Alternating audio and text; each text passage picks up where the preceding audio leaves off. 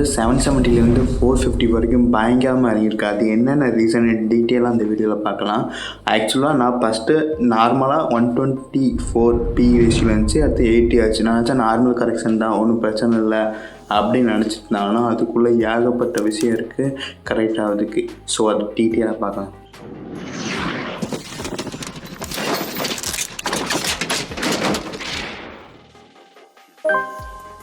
ஆனால் first crash ஆகும்போது அது நார்மல் கிராஷ் தான் அப்படின்னு பார்த்தேன். ஆனால் ஒரு ஃபஸ்ட் இடத்துல ஒரு இஷ்யூ வந்துச்சு. என்ன இஷ்யூனா கிராஷ் ஆகிறதுக்கு ஸ்டார்டிங் பாயிண்ட் வந்து மோட்டிலால் ஓஸ்வால் வந்து அவங்க எக்ஸ்ட்ரா லஞ்சம் வாங்கியிருக்காங்க. இந்த அவங்க ஆல்ரெடி அவங்க ஒரு ஸ்டாக்கில் மிட்வேக் ஸ்டாக்கில் 9% கிட்ட அங்கே கல்யாண ஜுவல்லர்ஸை ஹோல்ட் பண்ணிருக்காங்க. அவங்க எக்ஸ்ட்ரா லஞ்சம் வாங்கி தான் இதை பண்ணியிருக்காங்கன்னு ஒரு ரூமர் வந்து வந்துட்டு வெளியே. ஸோ அதனால இறங்க ஆரம்பிச்சு பயங்கரமாக இறங்கிச்சு. அது மட்டும் இல்லை, அது ஒரு காரணம் மட்டும் இல்லை. கல்யாண ஜுவல்லர்ஸோட ப்ரொமோட்டர்ஸ் வந்து அவங்களோட ஸ்டாக்கை பிளெட்ஜ் பண்ண ஆரம்பிச்சிட்டாங்க. பிளெட்ஜ்னா அதை வச்சு கடை வாங்கிட்டாங்க. இது ஆக்சுவலாக ஒரு நெகட்டிவ் சைடு தான். ஏதாவது ஒரு ஸ்டாக்கை பிளெட்ஜ் பண்ணி கடை வாங்கினா நெகட்டிவ் சைடு. ஸோ அது வந்து பெரிய இம்பேக்ட் ஆகிடுச்சு. அதுவும் அவங்க வந்து மெயின் பேங்க்கிட்ட கடன் வாங்கலை. அவங்க ஆக்சுவலாக என்னென்ன கம்பெனியில் கடன் வாங்கினான்னு டீட்டெயிலாக பாருங்கள்.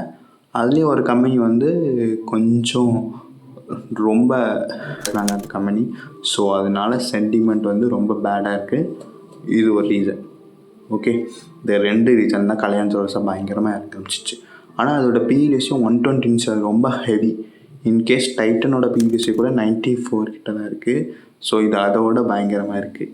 ஓகே, இதுக்கு இன்னும் பிஸ்னஸாக இன்னும் டீட்டெயிலாக தரலாம். இன்னும் நல்லா 400 கிட்ட இறங்கிச்சுன்னா நான் கண்டிப்பாக பார்ப்பேன்.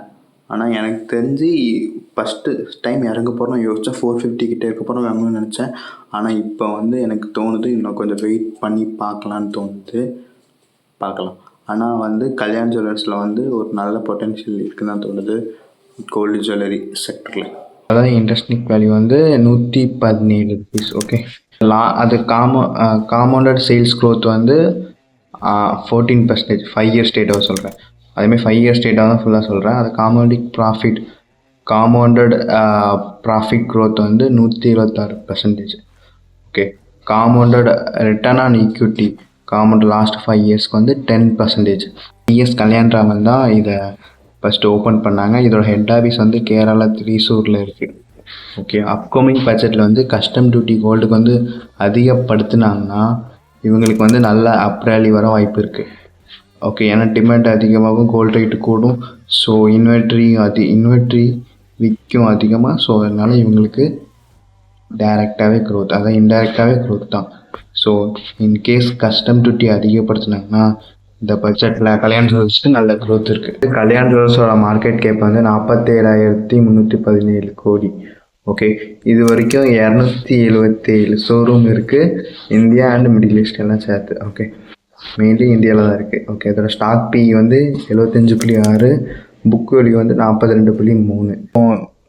கல்யாண் ஜுவல்லர்ஸ் வந்து பிளிச் பண்ணி அவங்க சேரை கடன் வாங்குது, பேங்க்கிட்ட கடன் வாங்காமல் ஏன் ஓக்ட்ரீ கேபிட்டல் அங்கே போய் கடன் வாங்குறாருன்னு சொல்லி நிறைய பேர் கேட்குறாங்க.